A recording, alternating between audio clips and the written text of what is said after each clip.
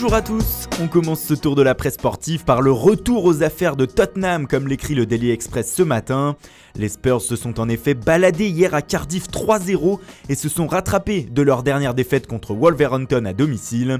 Voilà donc les hommes de Mauricio Pochettino à la deuxième place de la Premier League avant Manchester City-Liverpool demain. Un succès qui s'est dessiné très vite grâce à un but de Harry Kane. La presse anglaise enchaîne donc les jeux de mots ce matin. Pour le Daily Star, Tottenham peut-il gagner le titre ? Yes, we can. Alors que pour le Daily Mail, l'attaquant anglais a souhaité à ses supporters un Harry New Year. Dans les autres rencontres de la journée d'hier, Everton est encore tombé à domicile face à Leicester 1-0. Une défaite qui inquiète le Mirror et surtout le coach des Toffees, Marcos Silva. Après ce nouveau revers, il a trouvé son équipe nerveuse et anxieuse. Les Foxes, eux, se sont imposés grâce à une réalisation de Jamie Vardy qui a enchaîné les cabrioles pour fêter son but.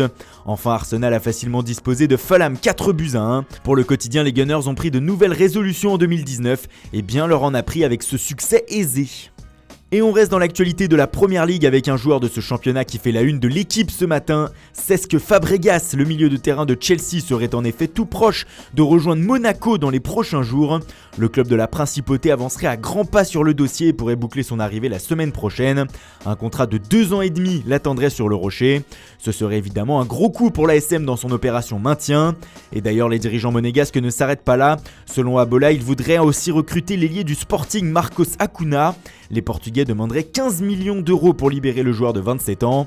Enfin, si on revient sur la une de l'équipe, on peut aussi lire en haut à droite que Antoine Comboiré est pressenti pour venir entraîner Dijon.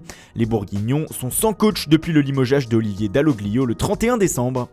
On file en Espagne désormais où un autre joueur de Chelsea fait la une de Estadio Deportivo. Il s'agit de Alvaro Morata. L'attaquant espagnol est en difficulté chez les Blues et le FC Séville l'aurait dans sa shortlist pour renforcer son attaque. Les Sévillans auraient aussi coché le nom de Stevan Jovetic de Monaco, même si cela s'annonce compliqué. En effet, le Monténégrin a été blessé quasiment toute la première partie de saison.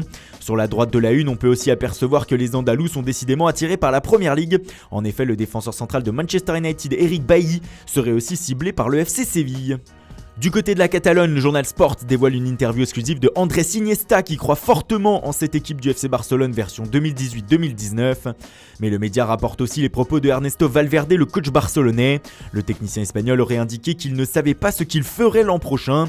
Autrement dit, il est resté évasif sur une possible prolongation de contrat avec les Blaugrana. Mais comme le rapporte Mundo Deportivo, Valverde a aussi parlé de la Ligue des Champions. La remporter pour le moment une illusion pour le coach de 54 ans, mais il n'a pas pour autant fait une croix dessus, loin de là. Et on termine par un autre protagoniste du foot européen qui veut remporter la Ligue des Champions, Cristiano Ronaldo. La Gazzetta dello Sport rapporte des propos du Portugais tenus dans le journal Record cette semaine et qui indique vouloir tout prendre. Que ce soit une 6ème Ligue des Champions ou un 6ème Ballon d'Or, CR7 a de grandes ambitions pour 2019. Un des 2 titres pourrait le consacrer roi du millénaire selon le quotidien. Cependant, l'attaquant de la Juve tient à nuancer tout cela en déclarant « Ce n'est pas non plus une obsession. Quand on connaît la soif de vaincre du personnage, on peut en douter quelque peu. » Voilà, c'est tout pour ce matin. Merci pour votre fidélité. Bonne journée à tous et rendez-vous dès ce soir pour un nouveau journal du Mercato.